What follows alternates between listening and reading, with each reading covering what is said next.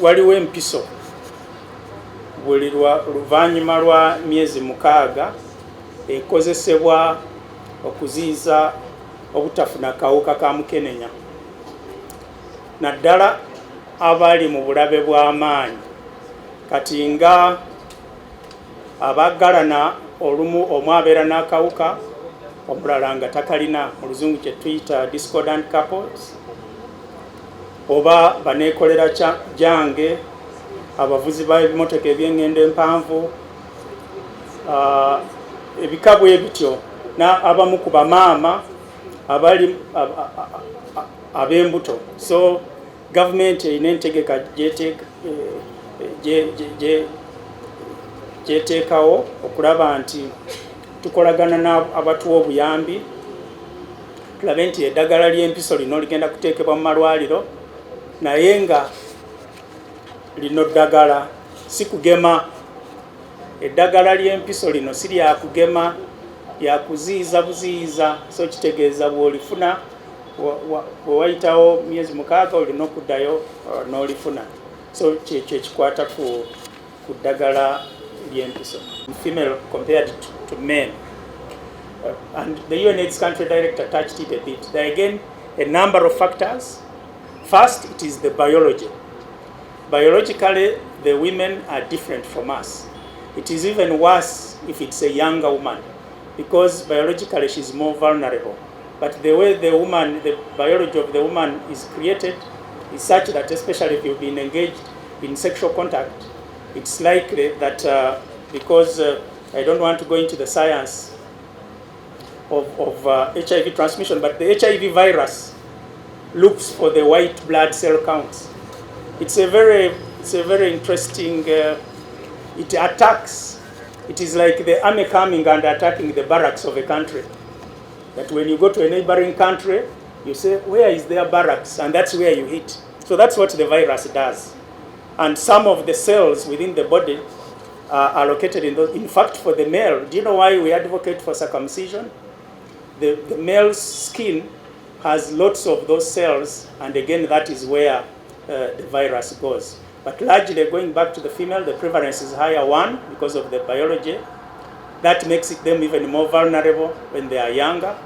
2, because of gender-based violence. Because in gender-based violence, very often, the sex it won't be consensual. It will be forced. It's likely to be associated with trauma. Now, when there's trauma, then the virus gains free entry. It's like you've opened the door to the enemy to come in.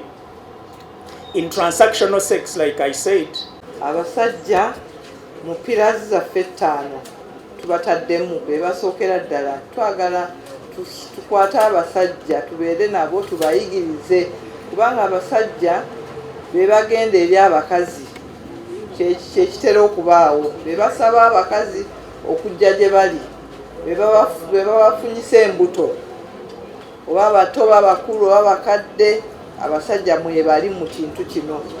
N'olwekyo tuwulira nti beetaaga okukwatibwamu. Ate ekyewuunyisa nti abasajja bafuna akawuka kano tebanoonya buyambi, n'olwekyo bafa nnyo okusinga ate abakazi, newankubadde abakazi basinga rate yaabwe eri wagguluko. N'olwekyo tusaba nti abaami bayige nabo bwe baba n'omukyala ng'alina olubuto batambule naye bagende ku health center bakwatagane, babayigirize, batestinge for HIV, babeerewo nga bazaala nga bali involved. Twagala ekyo kibeerewo. Kijja kuyamba nnyo abakyala bano baleme kufuna baba nga balina obulwadde, baleme kuwongerayo eri abaana abato. Twayogedde tulina abaana 407 abaazaalibwa mu mwaka oguyise ogwa 2024. Kibi nnyo okuba nti abaana bakyazaalibwa n'obulwadde ng'ate tulina buli kimu ekyetaagisa okubayamba.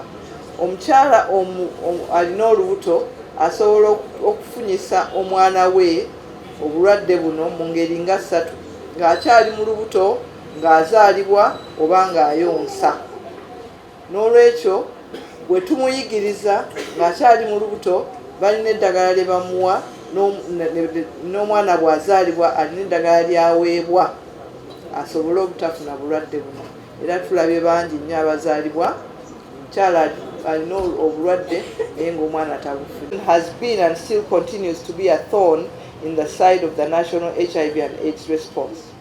The late Philip Bongole Lutaya pioneered advocacy, openness and disclosure of HIV status amidst high levels of HIV-related stigma and discrimination. Because of Philip Lutaya's bravery, HIV-related stigma and discrimination has reduced in the communities today. You can see that Mr. Semambo can stand here, and several other people are able to say that they are positive and they are in the community and they are well. However, we still have people being denied jobs and other opportunities because of their HIV status. I therefore call upon the community of persons living with HIV and the public at large to emulate the late Philip Bongole Lutaya to bring an end to HIV-related stigma and discrimination. We must also note that the bulk of our response has been heavily donor-funded. It costs the government 700,000 shillings per year to keep a person living with HIV on treatment. That is if he has not got other diseases as well. We have over 1,300,000 people who are on treatment. We therefore urge those who are HIV negative to remain so through abstinence, through remaining faithful to your sexual partner, through the use of condom correctly and consistently. That is the ABC that we advocate for. If you are living with HIV, adhere to treatment as advised by the health worker for the best outcomes. And it's important to stick to your medicine. Please do stick to your medicine. Finally, do not have unprotected sex with someone whose HIV you do not know. And I know that young people as young as 6, 7, 8 years are experimenting sexually in their homes, in their schools, in their communities. And so we need to also talk to those very young people before they get into trouble. I would like to thank Uganda AIDS Commission. We have a number of staff who are here. Thank you very much, members of staff. Thank you very much, Director General, and your top management and the staff for coordinating the national HIV response and getting us to where we are today.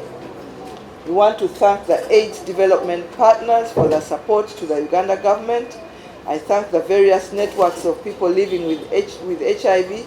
I thank the academia, civil society, culture and religious leaders for supporting the government in the fight against HIV and AIDS. I would also like to invite Ugandans now for the National HIV and AIDS Symposium at Mbarara University of Science and Technology, Pharmacology Grounds, from the 26th to the 28th of November 2025.